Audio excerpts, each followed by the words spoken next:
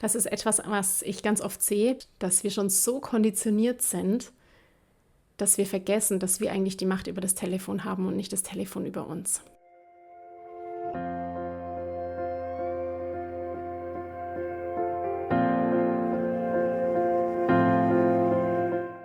Hallo und herzlich willkommen bei Loslassen und gemeinsam wachsen, deinem Podcast rund um bewusste und bedingungslose Elternschaft.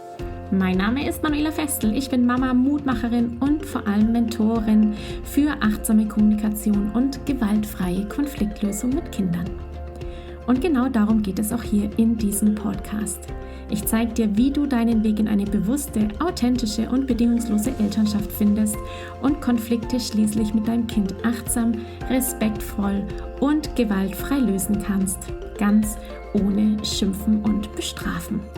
Bist du bereit? Na, dann lass uns loslegen. Hallo meine Liebe, schön, dass du da bist, hier wieder bei Loslassen und gemeinsam wachsen zu einem Thema, das mir unglaublich am Herzen liegt und ich dir hier so gerne heute ein Bewusstsein geben mag für die Art und Weise, wie du mit deinem Smartphone umgehst, welche Verhaltensweisen du mit deinem Smartphone hast, denn das, was dein Kind bei dir sieht, ist natürlich auch das, was es unterbewusst lernt. Und ich habe so viele Mamas, die zu mir kommen und dieses Bildschirmthema mitbringen, dieses Smartphone-Thema mitbringen, diese Herausforderungen, die vor allem dann bei den Jugendlichen auch sind, dieses ständig am Handy hängen und nicht mehr ansprechbar sein, wie komme ich wieder in Kontakt mit meinem Kind, mitbringen als Herausforderung, wir dann gemeinsam anschauen und versuchen, das schrittweise zu lösen, mit dem aber natürlich auch einhergeht, wie bin ich eigentlich als Mama im Umgang mit meinem Handy, mit Social Media. Was kann ich ändern? Was können wir als Familienregeln, als Weg, Begleitung unserem Kind mitgeben, damit es einen gesunden Umgang bekommt mit dem Smartphone? Ich freue mich, dass du heute hier bist in dieser Podcast-Episode, in der es um den Social Media und Smartphone-Umgang geht, in der ich dir zeigen werde, wie das Handy, das Smartphone, welchen Einfluss auf unser Gehirn und unser Verhalten hat und dann meine Tipps, mein Bewusstsein, meine Achtsamkeitstools im Umgang mit diesem so wertvollen Werkzeug, das wir da haben. Ja, ich wünsche dir heute ganz viel Spaß bei dieser Episode. Ich habe für dich direkt, und damit möchte ich auch einsteigen, einen Hinweis. Es geht hier gar nicht darum, dass Smartphones verteufelt werden müssen und dass die immer nur schlecht sind. Ich bin da ganz anderer Meinung. Die Digital Revolution, die digitale Revolution, die wir haben, Industrie 4.0, der ganze technische Entwicklungsstrang, der uns bevorsteht und der auch ja wirklich so unfassbar schnell gerade voranschreitet, kann ein unglaubliches Geschenk sein. Natürlich ist es im Leben so, egal was wir tun, egal was wir wahrnehmen, wir können beide Seiten sehen. Es gibt immer Licht und Schatten in wirklich sehr vielen Dingen. Fällt mir ein, da hatte ich tatsächlich mal eine Diskussion mit meiner Tochter darum, die gesagt hat, nein, es gibt nicht immer Licht und Schatten. Was ist denn der Schatten von Liebe? Also so viel dazu. Nichtsdestotrotz natürlich die Industrie 4.0 und was unser Handy kann, darum geht es ja auch heute, hat natürlich auch seine Schattenseite. Die Seite nämlich, dass es zu Machtmissbrauch kommen kann oder eben, dass wir etwas Wichtiges verlernen. Und zwar, dass all diese Technik dir, uns dienen soll. Dass es ein Werkzeug ist, das dir helfen soll, zum Beispiel mehr Zeit zu haben, dich besser auf was zu fokussieren, deine Ziele leichter zu erreichen, dir das Leben leichter zu machen. Ich bin ein großer Fan von der Digitalisierung in diesem Sinne, denn das sind großartige Werkzeuge. Ich bin so dankbar, dass es Internet gibt. Ohne Internet wäre mein Unternehmen gar nicht denkbar. Es wäre gar nicht denkbar, dass ich Frauen auf ihrem Weg begleite, die gerade ganz so anders in der Welt sind als ich. Und es gibt so viele gute Sachen, die wir nicht außer Acht nehmen dürfen, während es natürlich gleichzeitig auch Dinge gibt, bei denen wir achtsamer sein müssen. Denn bezogen aufs Handy, auf die Nutzung unseres Smartphones und Social Media, Es kann sehr leicht passieren, wie, das werde ich dir gleich zeigen, dass wir vergessen, dass wir das Handy bestimmen und nicht das Handy uns. Das ist etwas, was ich ganz oft sehe bei mir und bei meinem Mann und bei meinen Kindern jetzt nicht so ganz, dass wir so oft schon in diesem Flow sind, dass das Handy was mit uns macht, dass wir schon so konditioniert sind, dass wir vergessen, dass wir eigentlich die Macht über das Telefon haben und nicht das Telefon über uns. Also es soll für uns arbeiten und nicht gegen uns. Es soll mich nicht kontrollieren, ich möchte das Handy kontrollieren. In seinem Buch Limitless schreibt Jim Kwik, der ist Experte für mentale Performance und natürlich auch Gründer von Quick Learning. Also wie können wir uns besser konzentrieren, wie können wir leichter lernen, mit welchen Lernmöglichkeiten können wir uns das Leben erleichtern, wie funktioniert unser Gehirn, also diese ganze Ebene, sage ich mal. Er schreibt in seinem Buch Limitless, das ich dir sehr ans Herz lege, es ist wirklich, wirklich gut, dass wir durch die digitalen Medien natürlich in unserer Kapazität, uns Dinge zu merken und uns beeinflussen zu lassen, emotional, eher Rückschritte machen. Er benennt hier 4 Bereiche, die möchte ich dir an dieser Stelle mal vorstellen und dir zeigen, wo ich mich natürlich auch sehe, also all das, was du heute erfährst, an auch Tipps, alternativen Lösungen im Umgang mit Social Media sind an mir erprobt. Also ich habe mich entdeckt dabei, habe gesehen, oh Gott, was habe ich denn schon für den Umgang mit dem Smartphone und wie kann ich das ändern? Und wie kann ich dir jetzt natürlich, und das ist mein Ziel für diesen Podcast, ein Bewusstsein schaffen, auch zu beobachten und eben anzupassen, damit du dein Handy und dein Handyverhalten kontrollierst und nicht umgekehrt. Jim Kwik, der benennt eben 4 Bereiche. Der erste Bereich ist die digitale Ablenkung, Digital Distraction. Und ich habe mich so wiedererkannt, als ich das gelesen habe und dachte mir, ja, genau so ist es, oh mein Gott. Also die Tatsache, dass ich mich ertappe, dass ich ständig auf das Handy gucke. Also aufs Handy gucken müssen. Ich weiß nicht, ob du dieses Verhalten auch hattest. Ich habe mich irgendwann mal beobachtet, dass ich auf mein Handy tippe, also wenn das Handy aus ist und es hat einen schwarzen Bildschirm, dass ich drauf tippe, um zu gucken, ob eine Nachricht gekommen ist. Dass ich auch, und da gibt es auch Studien dazu, tatsächlich zu 100%, das kann ich wirklich für mich sagen, ich bin abgelenkt davon, fokussiert zu arbeiten, wenn auch nur mein Handy am Schreibtisch liegt. Also diese Existenz des Handys nur in Sichtweite lenkt mich in meiner Aufmerksamkeit davon ab, mich auf ein anderes Thema zu fokussieren. Vielleicht hast du auch schon erlebt, das gibt sogar ein Wort dafür, dass du meinst, dein Handy vibriert, weil jemand anruft, dabei vibriert es gar nicht. Die Ghost Vibration, also dass wir schon so quasi mit unserem Smartphone, das ist schon quasi in uns hineingewachsen, dass wir schon meinen, dass ein Anruf kommt und das Vibrieren zu spüren, obwohl gar nichts ist. Diese Digital Distraction, wie alle weiteren, sind wichtig, dass wir uns denen gewahr werden, dass wir merken, oh ja, ich bin abgelenkt, ich lasse mich von meinem Handy ablenken.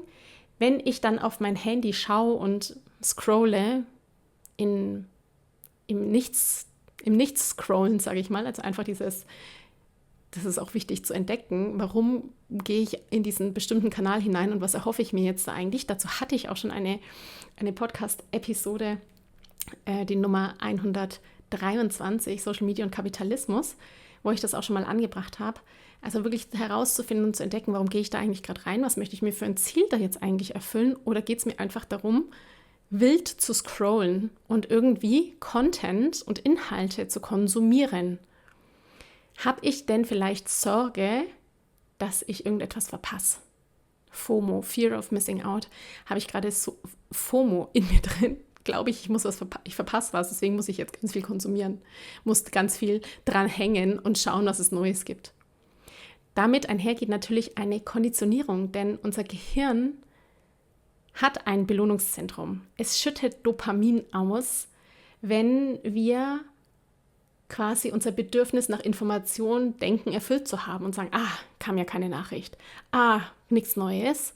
Und dann aber natürlich alle paar Minuten wieder dieser Dopaminschub kommt und sagt, hey, du musst mal gucken, ob es was Neues gibt, Und wir dann wieder das Handy in die Hand nehmen, uns ablenken, Digital Distraction, uns ablenken von dem, was wir eigentlich gerade machen, wem wir gerade vielleicht zuhören möchten, wohin wir unseren Fokus und unsere Aufmerksamkeit richten können, weil unser Körper schon konditioniert darauf ist, Hormone auszuschütten, die uns sagen, guck mal nach, ob es was Neues gibt.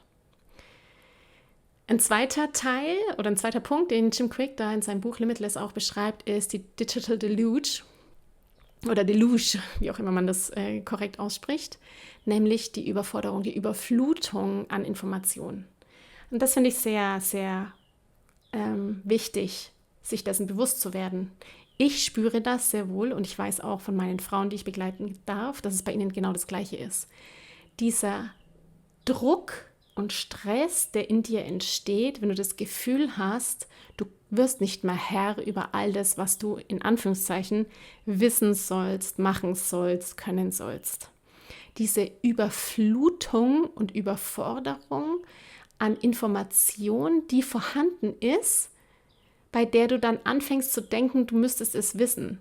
Damit einhergeht wieder die Digital Distraction, nämlich dieses Fear of Missing Out, FOMO, diese Angst, etwas zu verpassen, nicht zu wissen, nicht auf dem neuesten Stand zu sein, während gleichzeitig dich eigentlich diese Informationsflut überfordert. Und es damit möglicherweise, ich kann das für mich sagen, natürlich dann auch ohne Achtsamkeit vor allem und ohne Gewahrsein und ohne diese Selbstreflexion schnell zu Selbstvorwürfen führt. Nämlich, Mensch, ich weiß das alles nicht, ich kann das alles nicht, zu vergleichen, die anderen, die sind irgendwie viel mehr informiert als ich. Oder auch, Mensch, ich würde das gern alles wissen und alles machen, ich habe aber gar nicht den Raum dafür. Das ist mir eigentlich alles zu viel.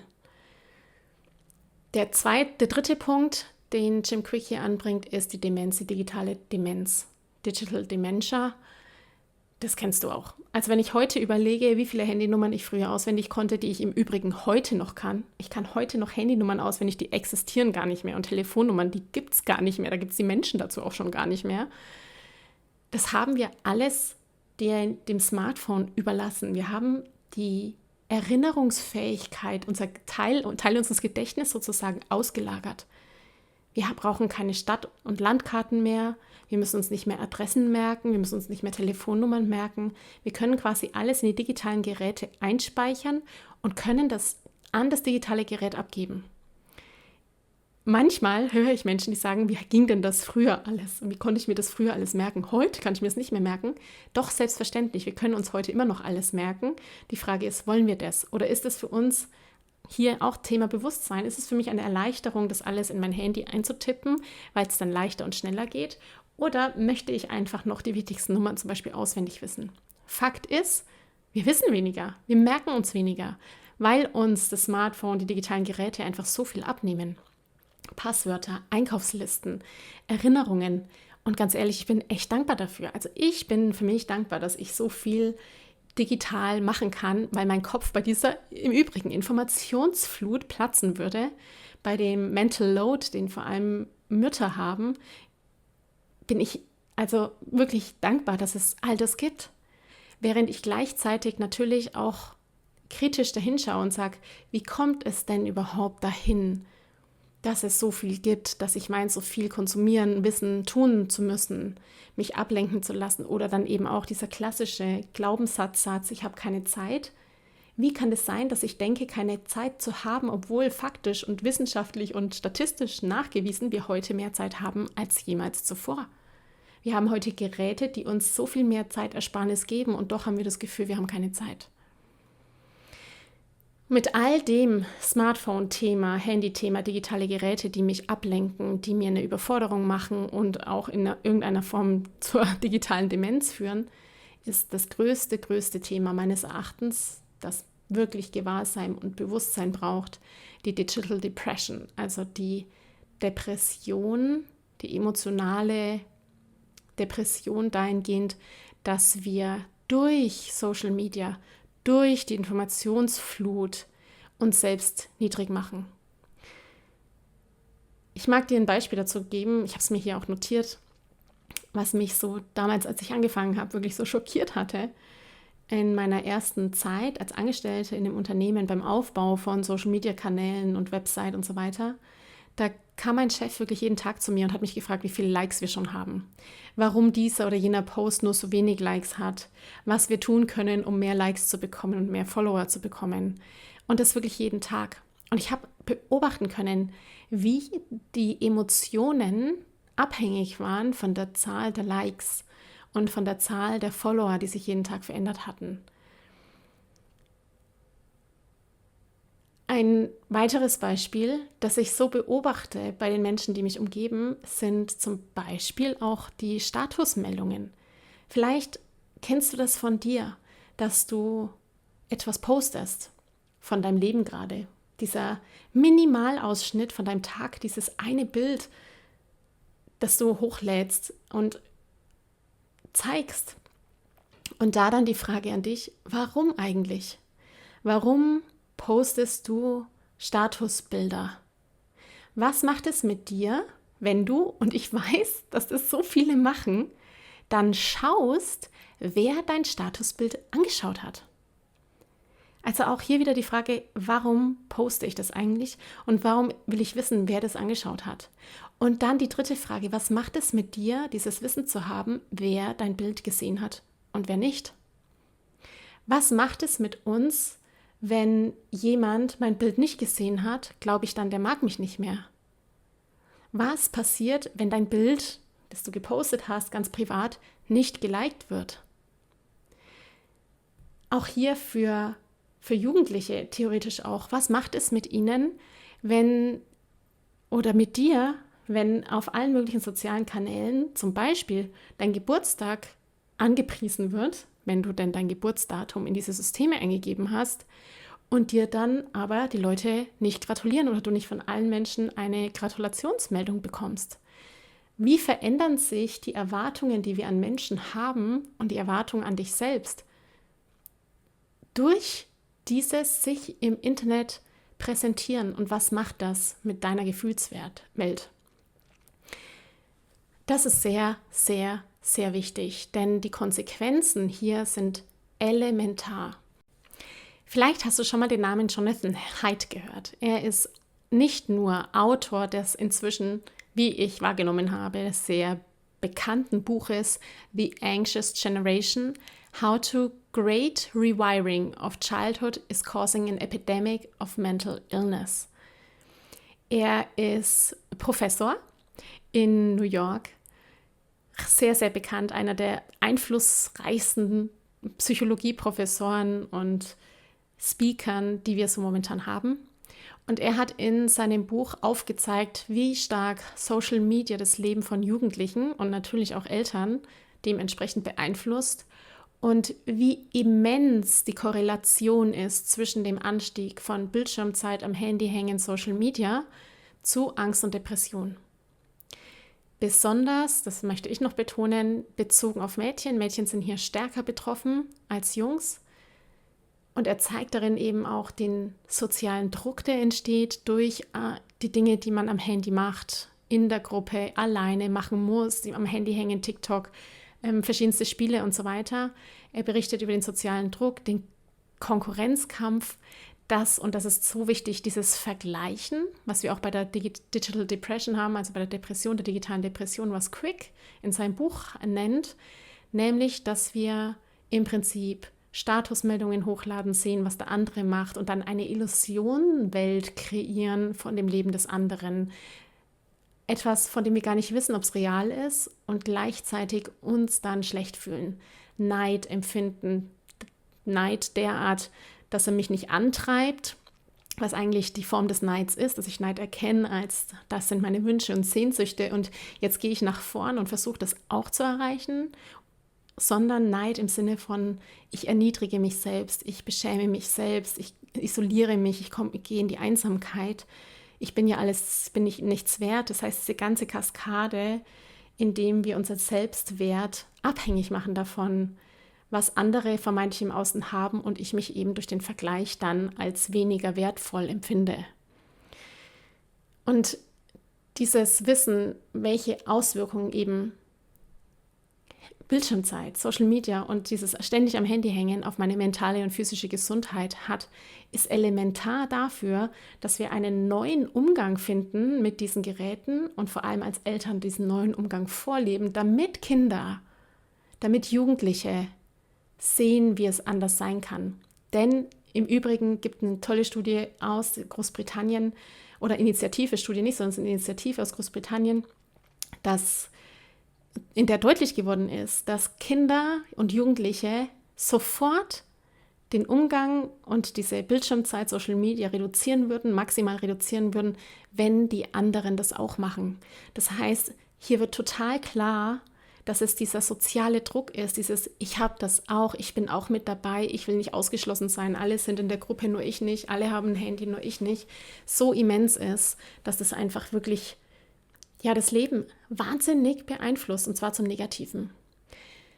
Durch verschiedenste Studien ist deutlich, dass die Handyzeit, das am Handy hängen und Social Media zu erhöhtem Stress führt, zu weniger Produktivität, dass es den Schlaf beeinträchtigt, dass wir weniger draußen sind in der Natur, uns weniger erden mit der Natur, weniger Sport machen, dass sich der Lifestyle verändert.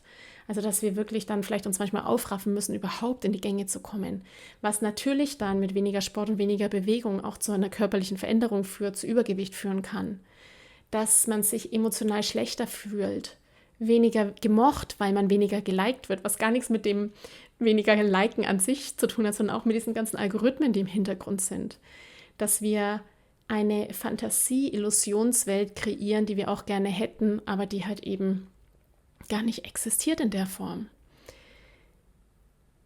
Und dieses Bewusstsein zu haben und zu erkennen, okay, das, was ich da sehe auf Social Media, das ist nur eine konstruierte Welt, die ich mir dann natürlich noch schön mache in meinem Kopf und in meinen Gedanken.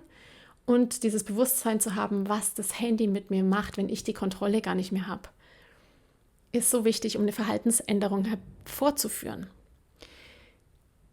Dazu gehört, und jetzt steige ich direkt ein mit meinen Tipps und Impulsen, um aus einer alten Gewohnheit eine neue Gewohnheit mit den Smartphones zu machen, um wieder der Gestalter oder Schöpferin deines Lebens zu werden, indem du das beeinflusst, was du beeinflussen kannst, nämlich wie du mit Dingen umgehst, wie dir Werkzeuge dienen sollen, wie dir auch die digitale Welt dienen soll, damit dein Leben leichter ist, damit du mehr Zeit hast, damit du mehr Freude hast am Leben, als eben, dass dich diese Werkzeuge und die digitalen Medien beherrschen.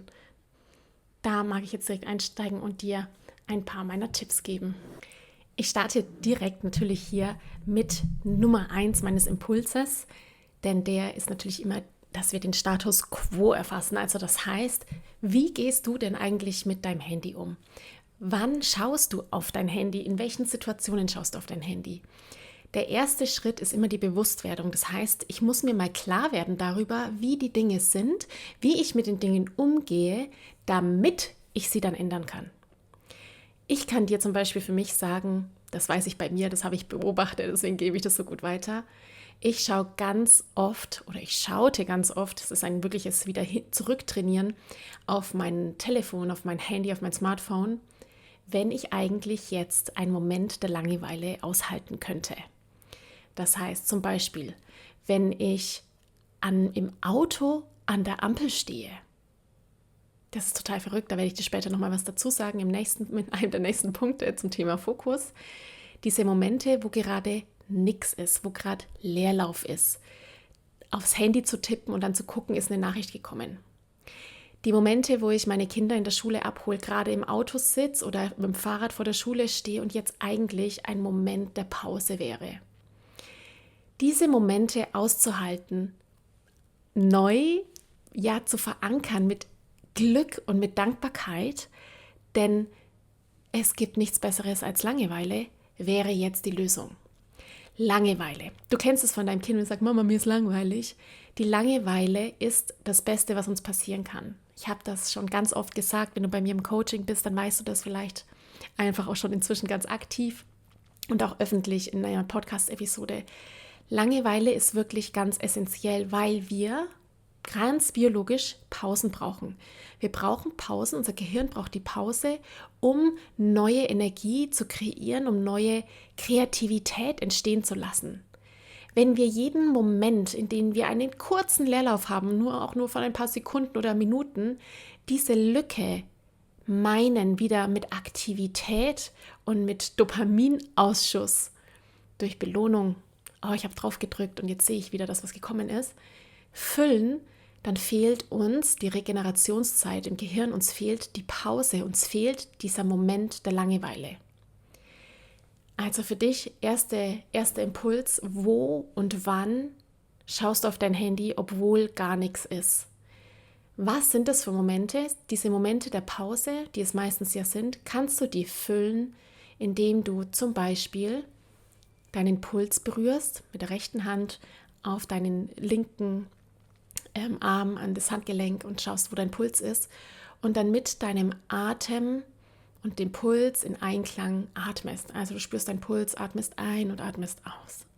Atmest ein und atmest aus, so lange wie es dir gut tut. Und dann merkst du, wie auch dein Herzschlag langsamer wird, dadurch, dass du ja deinen Puls fühlst. Oder kannst du in diesem Moment alternativ zum Beispiel Dankbarkeitsübungen machen. Die einfachste Dankbarkeitsübung, die immer da und möglich ist, dich zu erinnern, dich in Dankbarkeit zu trainieren, sind deine 10 Finger. 10 Dinge, für die du in diesem Moment, in dem du diese Langeweile spürst, dankbar bist. Verbinde dich mit der Dankbarkeit. Überlege, ist es jetzt wirklich notwendig, das Handy rauszuholen und die Langeweile mit Instagram, TikTok und Ähnlichem zu verbringen und zu gucken, ob eine Nachricht gekommen ist, oder zurückzukommen zur Achtsamkeit, zu dir und dich zu spüren und zu fühlen. Zweiter Impuls.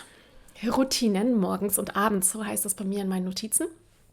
Ich habe ganz stark beobachtet, Gott sei Dank ist das bei mir tatsächlich eher nicht der Fall, aber ich habe es beobachtet, auch bei meinem Mann natürlich, und ich weiß das von meinen Mastermind-Kolleginnen und einfach diese vielen Jahre, wo man auch Menschen ja auch beobachtet und miteinander im Gespräch ist. Eines der Dinge, die Menschen unglaublich gerne machen, ist es, das Handy in der Früh sofort als erstes anzumachen. Tatsächlich gibt es wohl eine Studie, in der es heißt, dass 75% der Amerikaner 10 Minuten nach dem Aufstehen schon die E-Mails checken. Das heißt, wir stehen gerade auf, sind noch gar nicht mal richtig wach und lesen gleich die Nachrichten, die gekommen sind. Sei es im Elternchat, sei es berufliche E-Mails, sei es private E-Mails, sei was auch immer gekommen ist. Witzige Sachen, die dich vielleicht zum Schmunzeln bringen oder eben auch Dinge, die dich anstrengen. Dein Fokus und deine Energie ist sofort da drinnen. Du bist nicht bei dir, du bist nicht bei der Morgenroutine, du bist nicht bei deinem Gefühl, du bist nicht bei den Zielen, die du für den Tag hast. Du bist sofort gefangen in dem Gedankenkarussell der Nachrichten, die du bekommen hast. Warum schreibt er mir das? Was ist denn jetzt in der Arbeit schon wieder passiert? Also es schwirrt dann schon nach dem Aufstehen. Die ganze, oft ja negative Gedankenwelt kreist, schwirrt so um dich herum. Der Weg wäre hier für morgens, wenn es geht, wenn du deine Gewohnheiten neu gestalten kannst, mindestens 1 Stunde lang dieses Handy auszulassen. Es muss nicht an sein. Es ist gar nicht notwendig, es anzumachen. Ich höre dich schon sagen, doch, ich muss wissen und Stau und Wettermeldung und vielleicht ist ja was im Elternchat gekommen. Wenn es so unfassbar wichtig ist, dann kommt die Nachricht zu dir. Vertraue darauf, dass es nicht alles notwendig ist. Gleiches gilt für die Abendroutine. Wie viele Menschen inzwischen kenne ich, die ihr Handy nachts anhaben, wo ich mich frage, warum eigentlich? Also auch für dich hier die Frage, ist dein Handy eigentlich an oder aus? Und wenn du dein Handy nachts anlässt, warum? Warum eigentlich? Während du schläfst, verbrauchst du die Batterie deines Handys? Wer soll dich nachts kontaktieren und warum müsste es eigentlich an sein? Ich weiß von meiner Kollegin, sie hat das Argument den Wecker gebracht und gesagt, ja, aber mein Handy, ich mache dann schon den Flugmodus an, aber ich brauche mein Handy, weil es ist mein Wecker. Da möchte ich dich einladen, es wieder richtig oldschool-mäßig zu machen und dir einen physischen Wecker zu kaufen. Ein ganz einfaches Ding. Das Handy nachts auszumachen, beziehungsweise alle digitalen Geräte nachts auszumachen und idealerweise auch noch das WLAN auszuschalten, fördert deinen Schlaf. Wir wissen, dass die Strahlungen, die uns umgeben, nicht gesundheitsfördernd sind. Im Gegenteil. Das heißt, wenn es dir gelingen kann, weniger Strahlung zu haben. Ich weiß auch, mein Mann hat das schon so oft argumentiert, gesagt, ja, bei uns hier, wir haben ja irgendwie WLAN-Netze, irgendwie 25 Stück in der Nachbarschaft. Völlig richtig. Und doch, eins weniger ist eins weniger. Also wenn es dir gelingt, alles Mögliche an Strahlungen auszumachen, fördert es deinen Schlaf. Du kannst und du darfst dein Handy ausschalten. Wünsch dir einen schönen Wecker, der auch noch in deine Dekoration, in deinen Wohnungsstil reinpasst. Und freu dich daran, einfach einen richtig schönen Wecker zu haben. Du brauchst eigentlich das Handy nachts nicht. Dazu auch der Punkt, mach unbedingt oder gewöhne es dir an, es würde dir so helfen, 1 Stunde vorm Schlafen keine Bildschirmzeit mehr. Sowohl für dich als auch für dein Kind. Wir wissen, dass das Licht vom Bildschirm, dieses helle Licht vom Bildschirm, verhindert, dass Melatonin ausgeschüttet wird. Melatonin ist das Hormon, das wir brauchen, damit wir müde werden. Das passiert automatisch, wenn die Sonne untergeht. Dann merkt unser Körper, jetzt geht es dem Abend zu und dann wird Melatonin ausgeschüttet. Wir werden müde. Und wenn die Sonne in der Früh aufgeht, dann werden wir wieder wach. Das helle Licht, das Bildschirmlicht am Handy, am Tablet, am Computer, am Fernseher vermindert bzw. behindert die Melatoninausschüttung. Gleichzeitig sind es natürlich auch viele Reize, das heißt auch nochmal zu lesen, nochmal etwas aufzunehmen, nochmal den Film zu gucken. Besser für dich, für deinen Schlaf, fürs Runterkommen, fürs Entspannen, dafür, dass du den Tag beenden möchtest, ist es, wenn du mindestens 1 Stunde vor dem Schlafen keine Bildschirmzeit mehr hast, sondern was liest, ein Buch liest, Mandalas malst, also tatsächlich Kreativität förderst, irgendwie mit deinen Kindern was malst oder nochmal was bastelst oder strickst oder nähst oder was auch immer dir an Handarbeit Freude macht, das ist so viel besser als die Bildschirmzeit. Oder Sport. Sport kann ich auch immer empfehlen, am Abend zu machen und danach noch Magnesiumtabletten zu nehmen, um deine Muskeln zu stärken und wieder, zu versorgen. Denn Magnesium am Abend, das fördert auch den Schlaf. 3. Punkt. Definiere, wenn du kannst, wann du in dein Smartphone schaust und wo du in dein Smartphone schaust. Das ist jetzt ein sehr spannender Punkt, wie ich finde, Handyzonen zu definieren. Vielleicht ist es bei dir auch so, das darfst du ja beobachten, wie das bei dir so ist, dass du dein Handy in deiner Hosentasche oder in deiner Handtasche überall mit rumträgst. Also selbst wenn du im Haus unterwegs bist, hast du irgendwie dieses Ding in deiner Hosentasche und läufst mit ihm hin und her. Da stellt sich doch die Frage, warum eigentlich? Ist es möglich, eine ganz definierte Ablagefläche für die Smartphones in der Familie zu definieren, auch fürs Tablet zu definieren und an dieser Ablagefläche, wenn es notwendig ist, etwas nachzuschauen, dort nachzuschauen? Wie beim Schlüssel. Vielleicht hast du auch ein Board, wo du deinen Schlüssel aufhängst, dass du weißt, da liegt mein Schlüssel, da ist mein Handy. Und wenn ich zu Hause rumlaufe, brauche ich nicht mein Handy vom Bad mit ins Wohnzimmer nehmen und zurück in die Küche. Das darf an einem Ort liegen bleiben. Der Vorteil auch und vor allem für Tablets mit Kindern ist der, dass die Tablets nicht ins Kinderzimmer getragen werden. Also Tablets, Computer und Handys, wenn die Kinder in ihrem Zimmer damit verschwinden, ist es, wie du vielleicht, wenn du Lust hast und das Buch lesen machst von Jonathan Haidt, tatsächlich schwieriger, natürlich, den Kindern zu assistieren mit dem, was sie dort sehen und was sie dort erleben.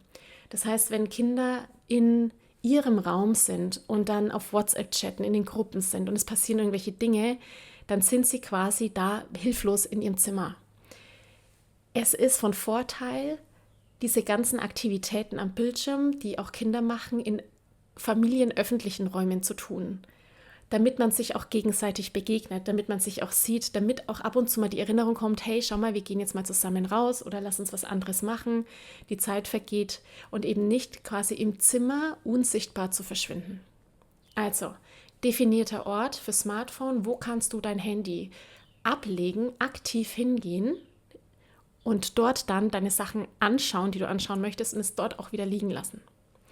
Definierte Zeit heißt, wie oft und wann, auch wieder zum Thema Beobachtung, muss ich da eigentlich hinschauen? Kann ich sagen, wenn ich von der Arbeit nach Hause komme, lege ich mein Smartphone dort ab und vorm Abendessen schaue ich nochmal rein, wenn mich irgendwas interessiert und dann mache ich es am besten gleich aus, denn es ist ja gut, wenn ich es irgendwann mal beende, meinen Tag mit dem Smartphone und da auch mindestens eine Stunde vorm Schlafen keine Bildschirmzeit mehr habe, weil das einfach gesundheitsförderlich für mich ist. Wäre sogar bei der definierten Zeit denkbar für dich, dass du tatsächlich Social Media Detox machst. Social Media Detox heißt, das empfehle ich so sehr, gerade dann, wenn du in den Urlaub fährst, dass du nicht in die sozialen Medien gehst, dass du bewusst vielleicht sogar diese Apps löscht in der Zeit, wo du im Urlaub bist oder am Wochenende. Du kannst jederzeit easy installieren und mit deinem alten Login reingehen.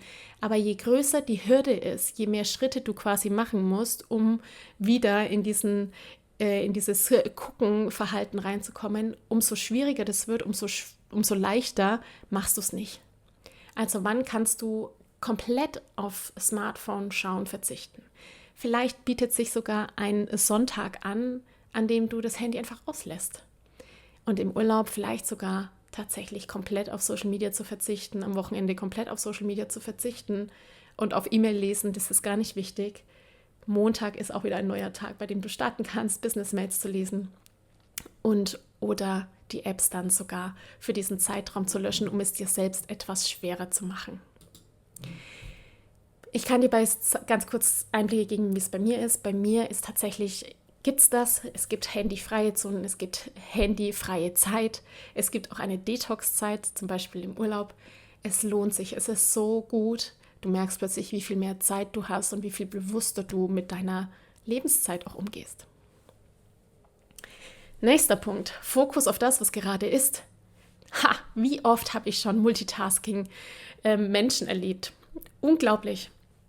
Also lass uns loslegen mit Fokus. Fokus heißt, das, was du gerade tust, dahin geht deine Aufmerksamkeit.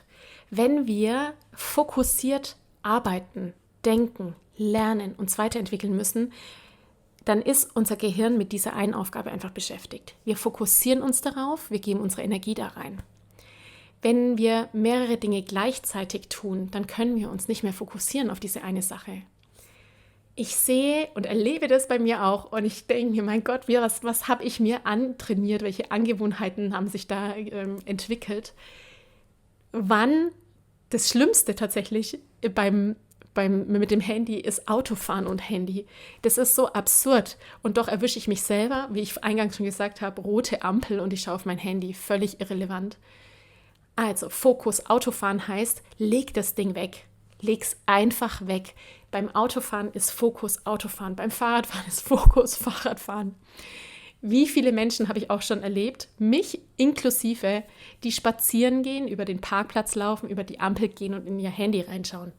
Nein, leg es weg. Lass das Telefon in deiner Handtasche, in deiner Hosentasche, wenn du aktiv dich bewegst und unterwegs bist. Fokus auf dich und auf den Verkehr, der außenrum ist.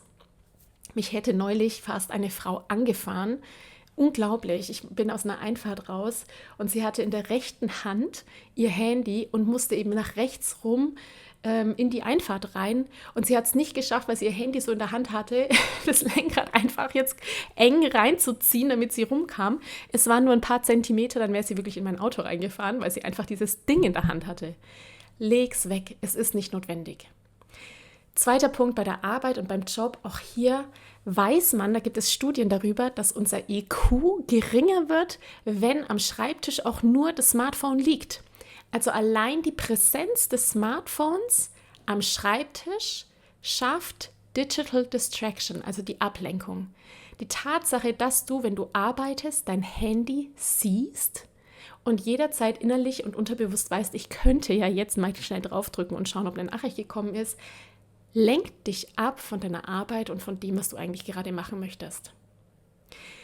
Jede Ablenkung von deiner Arbeit, von deinem Fokus, schmeißt dich 15 bis 20 Minuten zurück. Das ist eine Erfahrung, die ich ganz oft gehabt habe, natürlich hier mit meinem Online-Unternehmen und von zu Hause aus arbeiten. Wenn meine Kinder, während ich mich konzentriere, reinkommen und sagen, Mama, kannst du? Und es ist bei kleinen Kindern nicht zu verhindern gewesen. Es ist ein ganz langes Üben gewesen, dass die geschlossene Tür bedeutet, sie müssen warten, bis ich rauskomme. Denn diese Ablenkung, diese Unterbrechung schmeißt dich in deinen Gedanken und in dem, was du getan hast, einfach zeitlich zurück. Es dauert eine ganze Weile, bis du wieder reinkommst in deine Gedanken, bis du wieder drin bist. Und diese Zeit sind 15 bis 20 Minuten.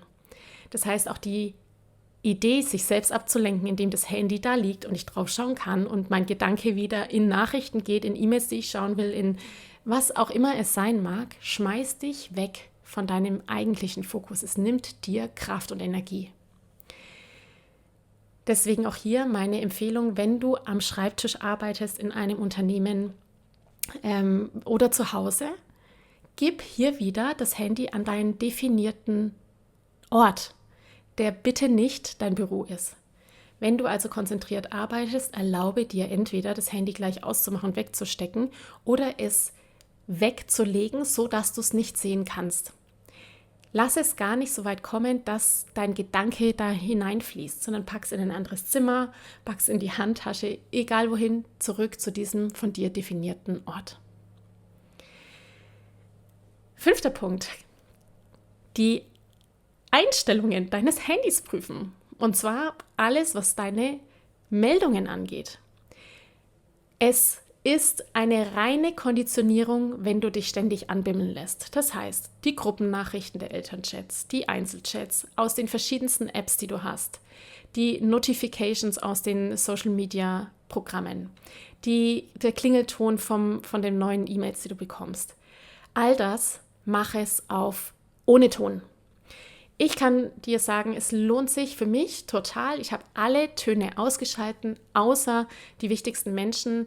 Die möchte ich bitte immer, dass die laut sind. Das heißt, mein Mann, die Schule, was auch immer es bei dir dann ist, die Großeltern und so weiter.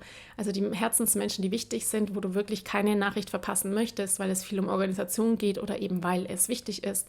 Das bleibt laut, alles andere wird ausgeschalten. Der absolute Horror sind Gruppenchats. Da passiert so viel und wenn es die ganze Zeit bimmelt, drehst du durch. Also Notifications ausmachen, Meldungen ausmachen, besonders in den Gruppen. 6. Punkt, Impulse kontrollieren. Kontrollieren, lernen. Wie oft und so oft geht es dir und anderen so, das darfst du beobachten, dass du einen Impuls hast, etwas nachzuschauen, was aber gerade gar nicht wichtig ist. Also, dein Kind stellt dir eine Frage und du glaubst, du musst jetzt sofort gucken, wie jetzt da die Antwort ist im Internet. Oder du bist bei Freunden und ihr unterhaltet euch über irgendetwas und wisst irgendetwas nicht und schaut gleich nach. Oder ihr müsst euch ein Foto zeigen, holt das Handy raus und zeigt euch das Foto. Muss das sein? Ich möchte dir ja gar nicht die Freude nehmen, dein Wissen zu bereichern oder dein Bedürfnis zu erfüllen, zu lernen oder etwas zu teilen, sondern zu prüfen, ist es jetzt wirklich wichtig? Es geht hier wirklich um die Reflexion dessen, ob ich jeden Impuls, der in mir jetzt gerade kommt, wirklich auch nachgehen muss. Oder ob ich zum Beispiel mir erlauben darf, diesen Impuls kurz zu stoppen und wenn es wirklich wichtig ist, auf ein Papier zu schreiben.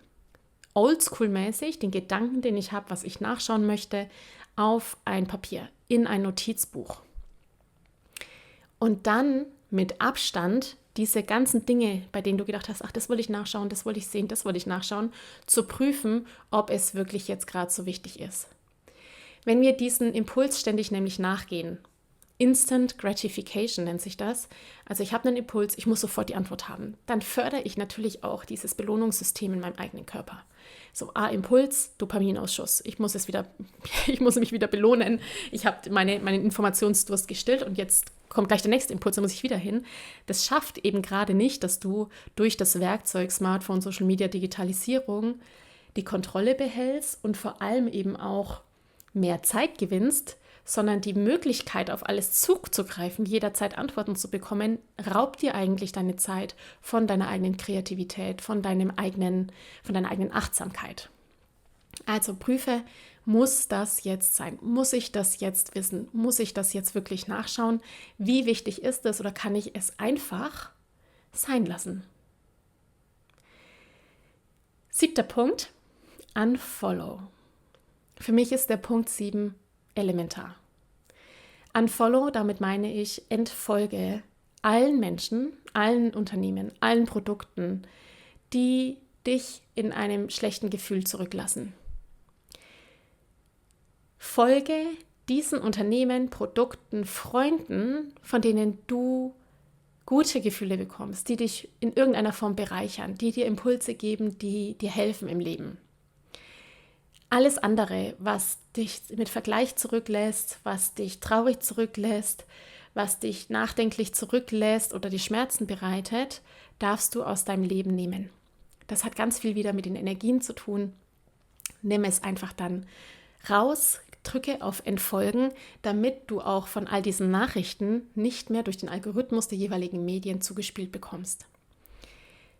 Diese Reduzierung macht auch, dass du weniger Fear of Missing Out hast, also dass in dir weniger dieses Gefühl entsteht, oh Gott, was ich alles noch machen müsste, was ich alles noch können müsste, oder der Vergleich entsteht, oh, bei denen ist es so, also zum Beispiel, nehmen wir doch zum Beispiel Elternschaft oder bewusste Elternschaft und du folgst 50 Accounts von irgendwelchen Menschen oder von Freunden, von der besten Freundin oder eben auch von sonst woher. Das ist ja das Unglaubliche, dass wir mit der ganzen Welt verbunden sind.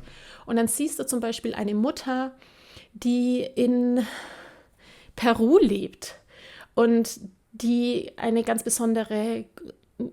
sich ganz besonders präsentiert im Internet und es macht dir dann ein schlechtes Gefühl. Du denkst dir, oh mein Gott, sogar die Frau in Peru, sogar die Familie in Sydney,